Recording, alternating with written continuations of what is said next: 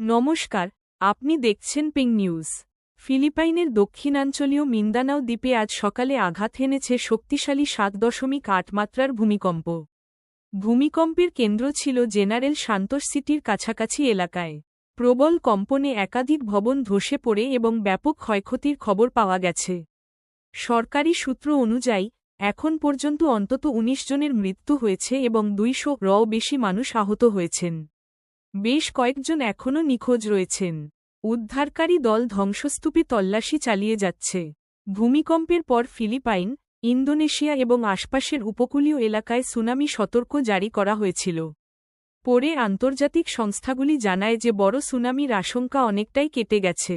President Ferdinando Marcos junior ক্ষতিগ্রস্ত এলাকায় জরুরি ত্রাণ ও উদ্ধার কার্যক্রমের নির্দেশ দিয়েছেন। ভূমিকম্পের পর একাধিক আফটারশকের আশঙ্কাও রয়েছে বলে সতর্ক করেছে প্রশাসন। এখনও পর্যন্ত পরিস্থিতির উপর নজর রাখছে প্রশাসন এবং ক্ষয়ক্ষতির পূর্ণ হিসাব সংগ্রহ করা হচ্ছে।